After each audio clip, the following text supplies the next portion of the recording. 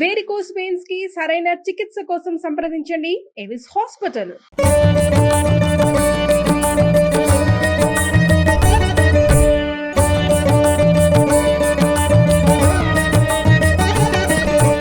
నమస్తే. ఈరోజు రమ్మగారు నేను కలిసి ఎదిలాబాద్లో ఉన్నటువంటి గోదా సమేత రంగనాయక స్వామి ఆలయంలో ఉన్నాము. ఆలయ చరిత్రలు ఎప్పుడూ కూడా మనం స్టూడియోలో కూర్చొని మాట్లాడుకుంటూ ఉంటాము. కాకపోతే ఎప్పుడు అలానే కాకుండా ఒకసారి డైరెక్ట్గా ఆలయం దగ్గరకు వచ్చి ఇక్కడే కూర్చొని స్వామివారిని దర్శించుకొని తల్లిని దర్శించుకొని ఆలయం సంబంధించిన చరిత్ర కావచ్చు, పురాణం కావచ్చు మాట్లాడుకుందాం అనిపించింది. ఏమంటారు రమ్మగారు? తప్పకుండా చేయాలి.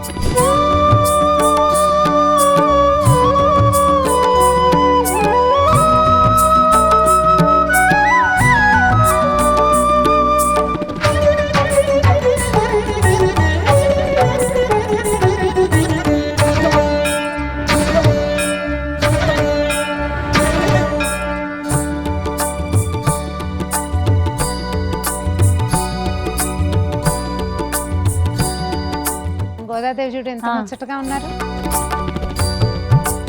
తిరుమలలో ఈ ధనుర్మాస కాలంలో స్వామివారు మలయప్ప స్వామివారు చిలుకను పట్టుకుని ఊరేగుతారు. ఓకే. ఊరేగింపుల్లో స్వామివారి అమ్మవారి దీనికోసం అన్నమాట, గోదాదేవికి గుర్తుగా ఓకే చిలుకని పట్టుకుంటారట. ఓకే. కాదు రమ్మగారు, ఇప్పుడు తిరుమలలో సుప్రభాతానికి బదులు ప్రతిరోజు పాసురం వినిపిస్తారు కదా, తిరుప్పావే వినిపిస్తారు. ఇది ఈ పురాతన దేవాలయాల్లో ఇది ఒక పద్ధతి ఉంటుంది. మట్టసంగా ఉండదు గుడి అంటే. మనకి ఇప్పుడు ఇటీవల కాలంలో కట్టిన దేవాలయాల్లో ఈ విధానం కనిపించచ్చు. మనం ఒక మెట్టు ఎక్కుతున్నాం కదా, మెట్టెక్కి వెనకాల భాగం ఎత్తుగా, ముందు భాగం లోతు, వెనక భాగం కొంచెం ఎత్తు. ఏమిటో చరిత్ర వాస్తా అంటే మీరు అన్నట్లు పురాతన ఆలయాలకు మాత్రమే ఇలాంటి, కొన్ని చోట్ల పాత వాస్తుని పాటించే వాళ్ళు అట్లా. దేవాలయాల వాస్తు బాగుంది కదా, చాలా బాగుంది. ప్రాంగణం కామ్గా ఉంది, ప్రశాంతంగా. ఈ చుట్టూతా మండపాలు ఉండటము ఇది కూడా పాత పద్ధతి. ఒక ఎత్తు వచ్చింది చూడు, మళ్ళా అటు మెట్లు దిగేస్తామన్నమాట మనం. ఓకే. అబ్బా రోలు రమ్మగారు, రోలో ఇక్కడ ఏం చేసేవారు మరి, ఒక రాయి మీద ఉంది. మళ్ళీ ఇప్పుడు మెట్లు దిగి వెళ్ళిపోతాను చూడు, వెనక భాగం ఎత్తు. హైదరాబాద్ చుట్టుపక్కల పురాతన కొన్ని దేవాలయాల్లో ఈ ధోరణి ఇది కనపడుతుంది, ఈ రకమైన విధానం. ఏదో స్తూపం వేశారమ్మా, వెళ్దాం పద అటు. అంటే మనకి కొన్ని భద్రాచలంలోనూ అక్కడ కనపడుతుంది ఇలా స్తూపం. అంటే స్తూపం ఇవి రామకోటి స్తూపము, లేకపోతే ఎవరైనా గురువు గారి కోసం కట్టారో చూద్దాం, ముందుకెళ్తే మనకి తెలుస్తుంది.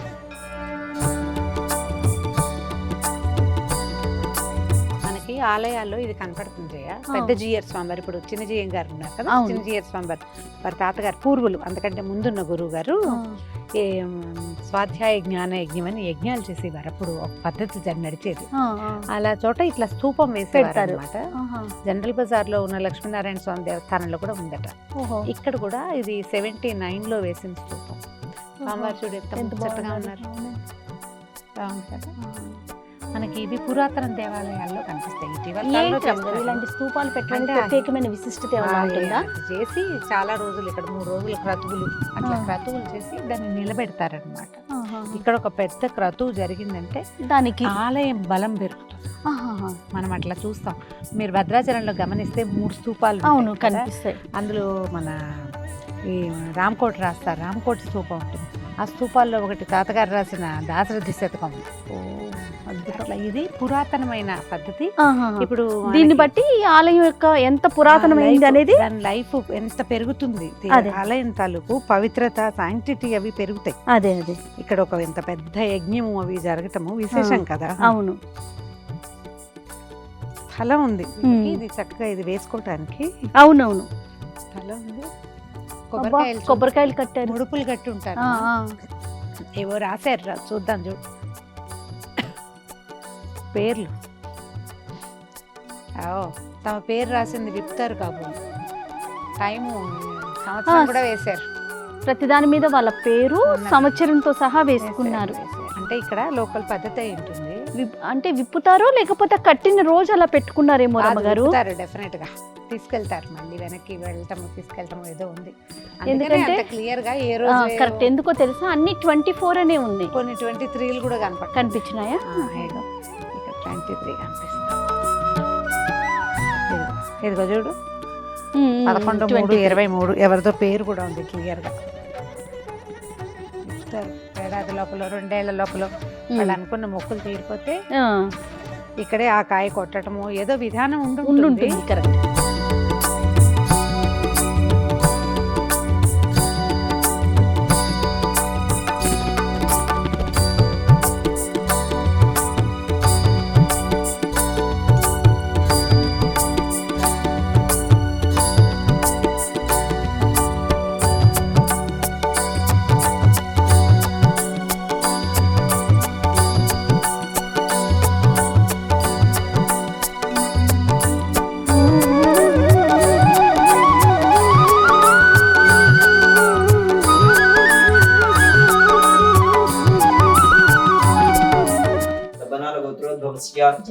जयप्रकाश नामधेयस्य सह कुटुम्बस्य हरिजगोत्रोद्भवस्य नरसिंहभट्ट नामधेयस्य उदयश्री नामदेवत्याः सह कुटुम्बस्य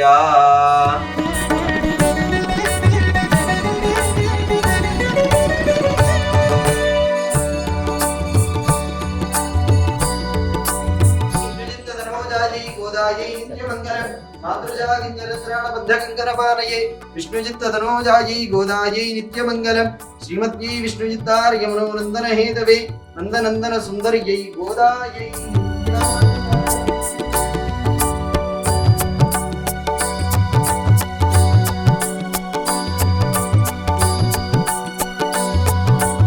समानं भवति यदाय पुरुषस्येन्द्रिय आयुष्येवेन्द्रिये प्रतिष्ठति गोदादमेतमन्नार रंगनायक स्वामी परिपूर्ण कृपा कटाक्ष सिद्धिरस्तु।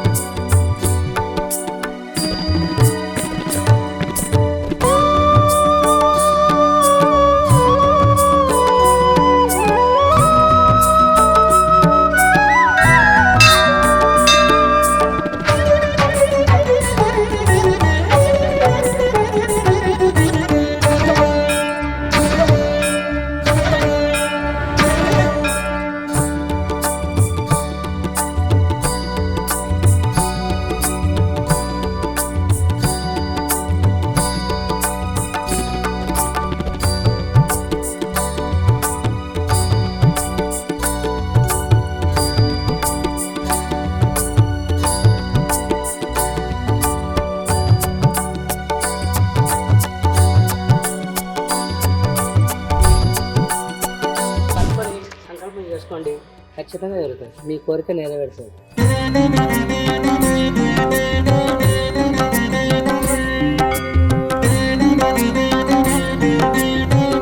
దర్శనం కూడా అయిపోయింది కదా రమ్మగారు. బా ఎంత బాగుంది తల్లి కదా. నేను 4 ఏళ్ల క్రితం వచ్చాను. అవునా? 4 years బ్యాక్ చూసాను నేను. ఈ అమ్మవారి కథ విన్నాక తప్పకుండా మనం సుమన్ టీవీలో చూపించాలనిపించింది. అవును. మనం చాలా ప్రఖ్యాతమైన కథ ఒకటి ఉంది మనది, అమ్మవారి చేతికి గాజుల కథ. అవును. ఆ గాజుల కథకి బాగా దగ్గరగా ఉన్న కథా విశేషం ఈ అమ్మవారి దగ్గర కూడా ఉంది. అయితే రంగనాయక స్వామి దేవస్థానం అని చెప్పినా కూడా ఇక్కడ మెయిన్ గోదాదేవే, ఆమె ఈ గుడిని కట్టించుకుందని చెప్తున్నారు. ఇది దాదాపు 700 సంవత్సరాల క్రితమట. ఈ దేవాలయాన్ని స్థాపించిన వారు, అసలు మొదట ప్రతిష్ఠ చేసిన వారు దేశికర్లని, మన ప్రాంతం వారు కాదు, వీడు తమిళనాడు వైపు నుంచి వచ్చారు. అయితే ఆయన అమ్మవారిని కూతురుగా భావించేవారు. ఆయన్ని భార్యని అమ్మ నాన్న అనేదట గోదాదేవి. ఆవిడ వాళ్ళతో తిరుగుతూ ఉన్నట్టుగా ఉండేదన్నమాట. ఈ ప్రాంతానికి వచ్చి పక్కన ఒక వేణుగోపాల స్వామి దేవాలయం, మనం కూర్చున్న దేవాలయం కంటే కూడా ఇంకా పురాతనమైనది. ఆ దేవాలయంలో అర్చకత్వానికి ఉన్నారు వీరు. దేశకర్లు అంటే వైష్ణవులు. అదే. అయితే ఆయన అర్చకత్వం చేస్తున్న రోజులు అమ్మవారు ఆయనతో పాటు కలిసి తిరుగుతూ, నాకు ఇక్కడ ఒక దేవాలయం కావాలి నాన్న అని అడిగేదట. అడుగుతుంటే ఇది మన ప్రాంతం కాదు, ఇక్కడ ఎందుకమ్మా అంటే నాకు ఇక్కడే ఉండాలనుంది, నాకు ఇక్కడ దేవాలయం కావాలని, ఆవిడ నీకెందుకు నేను ఏర్పరుస్తానని ఈ ప్రాంతంలో ఉన్న ధనికులకి స్వప్నంలో ఆదేశం ఇచ్చిందట ఆ తల్లి. ఇక్కడ ఒక వేణుగోపాల స్వామి గుడిలో అర్చక స్వామి ఆయన ఇక్కడ నా కోసం గుడి కడతాడు, ఆ గుడికి సహాయం చేయమని వాళ్ళంతట వాళ్ళే సహాయం చేసి ఈ దేవాలయం నిర్మించారు. 700 సంవత్సరాలు అయింది. మనకు ఆలయ నిర్మాణం కూడా చాలా పురాతనంగా కనబడుతుంది, ఎక్కడ సిమెంట్ ఛాయలు లేవు, అంతా రాతి కట్టడంగా కనిపిస్తుంది. మనకి శ్రీ విల్లిపుత్తూరులో అంటే గోదాదేవి జన్మస్థానమైన విల్లిపుత్తూరులో స్వామివారు అంటే రంగనాథులు రంగనాయకుడు అని చెప్తారు. అమ్మవారు రంగనాయకి, రంగనాథుడు అక్కడ రంగనాయకుడుగా ఉంటాడు. వీరిద్దరు పక్కపక్క నుండి విష్ణు చిత్తులు కూడా, గోదాదేవిని తండ్రి కూడా పెరియాళ్ళవారు అంటారు, విష్ణు చిత్తుల వారు కూడా ఒకే చోట వాళ్ళు ముగ్గురు నిలబడి ఉన్నట్టుగా అక్కడ దర్శనమిస్తారు. అదే దర్శనం మనకి ఇక్కడ లభిస్తుంది. విష్ణు చిత్తుల వారు మధ్యలో స్వామివారు, కుడివైపు గోదాదేవి నిలబడి ఉన్నట్టుగా ఉన్న ఏక శిల మీదే ముగ్గురు విడివిడిగా ప్రతిమా విశేషాలు మనకు కనిపిస్తాయి. చాలా వింతైన విషయం, ఒక కథ ఉంది ఇక్కడ. అయితే అమ్మవారట ఇక్కడ స్వప్నాల్లో కనపడ్డము అవి ఎక్కువట. విడిగా కూడా ఆమె రోజు సంచారానికి వెళ్తుందని, ఆమె దేవాలయం నుంచి బయటకు వచ్చినప్పుడు ఒక సుగంధం వ్యాపిస్తుందని ఇక్కడ అని చెప్తున్నారు. విశేషంగా ఇలా సంచారానికి వెళ్ళడం అంటే ఆమె స్వయంగా దేవాలయం కోరుకున్నది కాబట్టి అలా ఉండుండొచ్చు. అయితేనట ఇక్కడ జాతర జరిగిందట అప్పుడు 600-700 సంవత్సరాల క్రితం. జాతర జరిగితే ఒక గాజులు ఆయన దగ్గరికి వెళ్ళి, చిన్నపిల్ల ఒక పాప గాజులు వేయించుకుని ఈ దేవాలయంలో అర్చకులు ఉన్నారు కదా, నేను వాళ్ళ అమ్మాయిని డబ్బులు ఆయన దగ్గర తీసుకోమని చెప్పిందట. తీరా వీరికి అప్పటికి సంతానం లేదు, ఆడపిల్లలు లేరు, మగపిల్లలు ఉన్నారేమో. ఆ గాజుల అబ్బాయి వచ్చి చెప్పాడట, మీ వాళ్ళ అమ్మాయికి మీ అమ్మాయికి గాజులు వేసాను అనేసరికి నాకు ఆడపిల్లలు లేరు, మా అమ్మాయి కాదన్నట. చుట్టాలు వాళ్ళు చాలా మంది వచ్చారు, బంధువు వస్తారు కదా బంధువులు ఈ జాతరలకి, అందరి గాజులు చూపిస్తే ఏ పిల్ల కాదు, నేను వేసింది అమ్మాయి కాదన్నట. మరునాడు ఉదయం అమ్మవారి విగ్రహానికి లోపల స్వరూపానికి గాజులు కనపడ్డాయి. అద్భుతమైన విషయం కదా. అయితే ఆ గాజులు ఆయన సంతోషంతో అమ్మవారికి బంగారు గాజులు చేయించారట. ఆ 600-700 సంవత్సరాల నాటి గాజులు ఇప్పటికీ అమ్మవారి చేతికి ధరించే ఉన్నారు. మరి ఇక్కడ కనపడుతూ ఉంటుంది అమ్మ. అయితే ఆమె కోరుకున్నది కాబట్టి స్వామివారితో సహా వారిని చేయించారు. విశేషంగా ఏంటంటే ఇలాగా మామగారు అల్లుడు కూతురు ఒకే శిల మీద ఉండటం చాలా మామగారు ఉన్నారు, అల్లుడు ఉన్నారు, పక్కన కుమార్తె ఉన్నారు. అమ్మవారు బాగా ఇక్కడ ఏంటంటే కోరిన కోరిక, ధర్మబద్ధమైన ప్రతి కోరికని ఇక్కడ తీరుస్తుందట ఆమె. మీకు గుర్తుందా, ప్రధాన అర్చకులు చెప్తున్నారు 99% ధర్మబద్ధమైన కోరిక అయితే ఖచ్చితంగా నెరవేరుతుంది. ఎక్కడైనా మీకు దేవాలయంలో మనం సరైన కోరిక కోరాలి అంతే. అది అయితే ఈ దేవాలయం లోపల నడుస్తున్నా తిరుగుతున్నా ఎంతో ప్రశాంతంగా ఉంది. పూర్వకాలపు ధ్వజస్తంభము, తర్వాత గోపురం, గాలి గోపురం. ఆలయం కూడా ఒక చతుర్మధ్యంగా చతురస్రాకారంలో ఉన్నట్టు, వెనక భాగం కొంచెం ఎత్తుగా పూర్వకాలపు వాస్తు ప్రకారం ఉన్నది. అత్యంత పురాతనమైన దేవస్థానాలు హైదరాబాద్ చుట్టూతా ఉన్నవి చూడాలన్న మన కోరికకి మొట్టమొదట రాయి ఇక్కడ ఆదిలాబాద్ రంగనాయక స్వామి దేవస్థానంలో ఈ రోజున ధనుర్మాసానికి ఒక 10 రోజులు ముందుగా దగ్గరలో ఉన్న ఒక 15 రోజులు అటు ఇటుగా. సో ఈ 10-12 రోజుల ముందే ఒక 2-3 దేవాలయాలు దర్శనం చేయాలన్న కోరిక తీరింది. అమ్మవారికి విశేషమైన స్వరూపం మనం ఇక్కడ చూస్తాం. గోదాదేవి ఏంటంటే స్వయంగా స్వామివారిని వివాహం చేసుకోవటం కాదు, తను వేసుకుని దండలు, తను విడిచిన మాలలిచ్చి ఆయనకి ప్రీతి కలిగించి ఆయనలో ఐక్యమైనటువంటి 12 ఆళ్వార్లలో ఒకతైన గోదాదేవి రేపు ధనుర్మాసంలో ప్రతిరోజు ఒక పాసురంతో స్వామివారిని మేల్కొల్పుతుంది. ఈ నెల రోజులు ఆమెదే సేవాకాలం అంతే. ఆమె నడిచిన దారిలోనే భక్తులందరూ నడుస్తారు. ఇక్కడ ఈ దేవాలయానికి కూడా మన ఇది ఒక చిన్న పల్లెటూరుగా ఉంది ఆదిలాబాద్. ఇది వరకు లక్ష్మీనారాయణపురం అనేవారట. మెల్లిగా రాయపురం, క్రమంగా గవర్నమెంట్ మళ్ళీ అన్ని మారి మొత్తానికి నిజాం కాలంలో ఆదిలాబాద్గా మారింది. మనకి ఘట్కేసర్ నుంచి కొంచెం దగ్గర. హైదరాబాద్ వాస్తవ్యులందరూ విశేషంగా దర్శించవలసిన, హైదరాబాద్ నుంచి 1-1.5 ప్రయాణం చేస్తే సరిపోతుంది.